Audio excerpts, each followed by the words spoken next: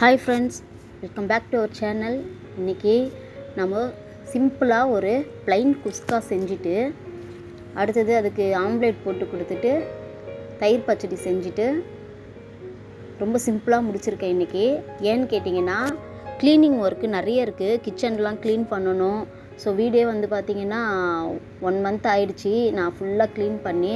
So அதனால் இன்றைக்கி full and full பார்த்திங்கன்னா எல்லாமே எடுத்து கழுவி தொடச்சி நார் போட்டு தேய்ச்சி எல்லாமே கிச்சன் கவுண்டர் டாப்லாம் வந்து இன்றைக்கி சுத்தமாக க்ளீன் பண்ண போகிறேன். டெய்லி தொடச்சிருவேன், இருந்தாலும் மந்த்லி ஒன்ஸ் நான் எல்லாத்தையுமே ரேக்லாம் நல்லா சோப் போட்டு கழுவி எடுத்து வச்சுட்டு நான் வந்து ப்ரிப்பேர் பண்ணுவேன். ஸோ அந்த ஒர்க்கு தான் இன்றைக்கி பண்ண போகிறோம்.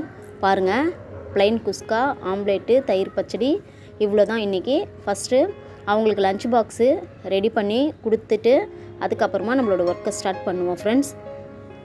பாருங்கள், ரொம்ப சிம்பிளாக இன்றைக்கி லஞ்ச் ப்ரிப்ரேஷன் முடித்தாச்சு. அடுத்தது நம்மளோட ரொட்டீன் ஒர்க்கு பார்த்துட வேண்டியது தான். ஸோ இப்போது இது எல்லாமே எடுத்து க்ளீன் பண்ணி தனியாக எடுத்து வச்சிடலாம். ஃபஸ்ட்டு அவங்களுக்கு பாக்ஸை ரெடி பண்ணி பேக்கில் போட்டு அவங்கள ஃபஸ்ட்டு அனுப்பி விட்டுருவோம். அதுக்கப்புறமா தான் நம்ம ஃப்ரீயாக வேலை பார்க்க முடியும்.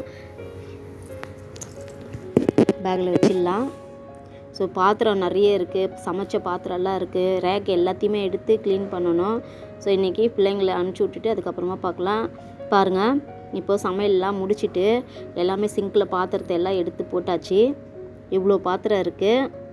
அதுக்கப்புறமா பாருங்கள், இந்த ரேக்கு ஃபுல்லாகவே நம்ம எடுத்துட்டு அந்த ரேக்கை சோப்பு போட்டு கழுவிட்டு இந்த கவுண்டர் டாப்லாம் சோப் போட்டு நல்லா நார் போட்டு தேய்ச்சி எடுத்துகிட்டு கழுவ போகிறோம். பாருங்கள், இப்போது இந்த ரேக்கு தான் எடுக்க போகிறோம் ஃப்ரெண்ட்ஸ். ரொம்ப கண்ணா பின்னான்னு இருக்குது, கச்சா முச்சான்னு இருக்குது. பாருங்கள், இதில் வேறு டீ வேறு. காலையில் அவசரமாக நம்ம டீ போடும்போது இந்த மாதிரி பால் டீ பொங்கிடுச்சு. ஸோ இப்போ இதெல்லாமே எடுத்துட்டு நல்லா சிங்கில் போட்டு நல்லா தேய்ச்சி கழுவி எடுத்துட்டு அதுக்கப்புறமா நம்ம அரேஞ்ச் பண்ணி வச்சிடலாம் ஃப்ரெண்ட்ஸ். இப்போ வாங்க எல்லாத்தையுமே எடுத்துடலாம். இப்போ பாருங்கள், இந்த இதில் கல்லுப்பு இருக்குது, கல்லுப்பு ஜாரு. ஸோ இப்போ ஒவ்வொன்றா எல்லாத்தையுமே கடகடன்னு எடுத்துடலாம். எடுத்துகிட்டு ஒரு பேஷனில் போட்டு வச்சுக்கலாம். ஏன்னா ஒன்றா எடுத்தோன்னா ரொம்ப லேட் ஆகும். ஸோ இந்த மாதிரி கடகடன்னு எடுத்துகிட்டு போய் வச்சிட்டோன்னா ரொம்ப ஈஸியாக இருக்கும். இப்போ இது எல்லாமே பார்த்திங்கன்னா இந்த பாக்ஸில் எல்லாம் நான் வந்து ஒவ்வொன்றும் காலியாக அப்படியே வந்து ஒவ்வொன்றா நான் தேய்ச்சி காய வச்சு கழுவி அடுத்தது நான் கொட்டி வச்சுருவேன். ஸோ ப்ரொவிஷன் வாங்கும்போது மொத்தமாகலாம் நான் தேய்க்க மாட்டேன். எந்த டப்பா காலி ஆகுதோ அந்த டப்பாவை கழுவி கவுத்துட்டு காய வச்சுட்டு அதுக்கப்புறமா நான் வந்து பருப்புலாம் கொட்டி வச்சுப்பேன். இப்போது இந்த ரேக்கில் இருக்கிற நான் பேப்பர்லாம் போட்டுவேன்.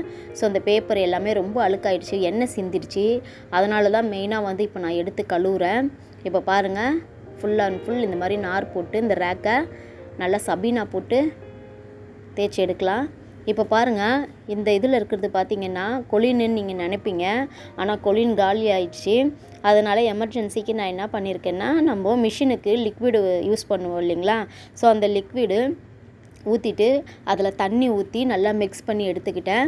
இப்போ பாருங்கள், அந்த பாக்ஸில் அந்த கொலின் ஸ்ப்ரே பாக்ஸில் மட்டும் நான் ஊற்றிட்டு அதை இப்போ நல்லா ஸ்ப்ரெட் பண்ணி இந்த மாதிரி நல்லா தேய்ச்சி எடுத்துக்கிறேன்.